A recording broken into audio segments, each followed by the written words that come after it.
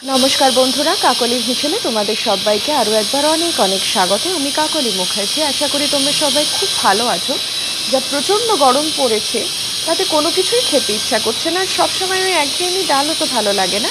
তাই ডালের পরিবর্তে আজকে তোমাদের সাথে ঝিঙের একটা রেসিপি শেয়ার করব। আমরা সবাই জানি ঝিঙে ভীষণ পেট ঠান্ডা করে এবং গরমকালের জন্য একদম পারফেক্ট একটা সবজি।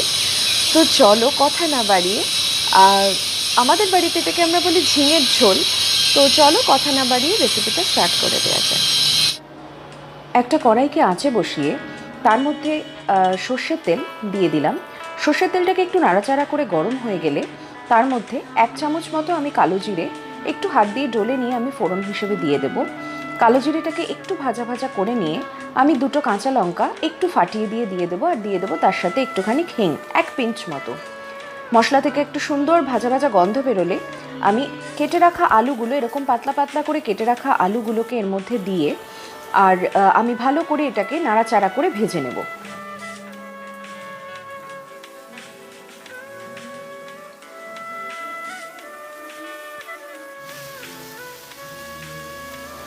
মিনিট 2-3 মতো আলুটাকে রান্না করে নেওয়ার পর আমি বড় বড় করে কেটে রাখা ঝিঙেগুলো এর মধ্যে দিয়ে দেবো। ঝিঙেটা একটু বড় করে দেওয়াই ভালো, কারণ জল বেরিয়ে গেলে ঝিঙেটা একদমই চুপসে যাবে। তাই জন্য একটু বড় বড় করে কেটে আমি দিয়ে দিয়েছি। এবার আমি এর মধ্যে দিয়ে দেবো প্রয়োজন মতো হলুদ এবং স্বাদ মতো নুন। যেহেতু ঝিঙে খুব ঠান্ডা তরকারি, তাই অতি অবশ্যই এর মধ্যে একটু হলেও মিষ্টি দেবেন।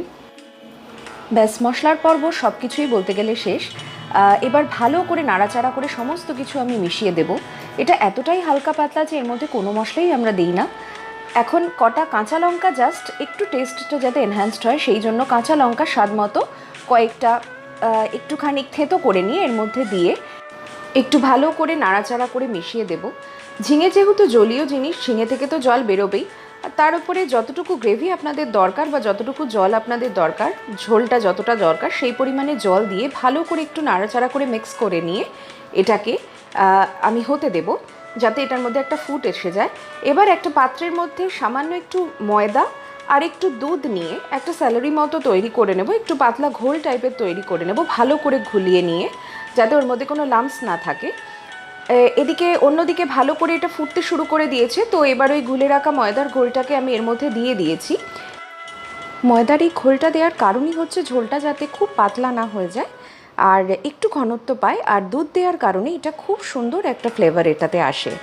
দেখাই যাচ্ছে ঢাকা চাপা দিয়ে আমি মিনিট 15 মতো হাই ফ্লেমে এটাকে করে নিয়েছি, আমি রান্না করে নিয়েছি। এখন সব কিছু সেদ্ধ হয়ে গেছে এবং পারফেক্টলি একদম রেডি হয়ে গেছে ডিশটা। এখন আমি 2টো চেরা কাঁচা লঙ্কা এইভাবে মানে হাত দিয়ে জাস্ট ফাটিয়ে নিয়ে আমি এটার মধ্যে অ্যাড করে দেব, আর সামান্য একটুখানি ঘি আমি এর মধ্যে দিয়ে দেবো just for the flavour.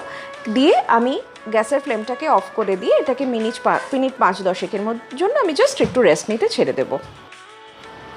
Minute 5-7 বাদে আমি ঢাকাটা খুলে চেক করে নিয়েছি, অল সেট, খুব সুন্দরভাবে তৈরি হয়ে গেছে। আমি একটুখানি ঝিঙের ঝোলটাকে আমি ডিশ আউট করে দেখিয়ে দিচ্ছি। এটা যেমন খেতে সুন্দর, কোনো মশলা এতে নেই, গরমের জন্য একদম পারফেক্ট রেসিপি। সবসময় তো একঘেয়ে ঢাল খেতে ভাল লাগে না। তোমরা বাড়িতে এটা ট্রাই করো, আর কেমন লাগলো কমেন্ট করে জানাতে যেন ভুলো না।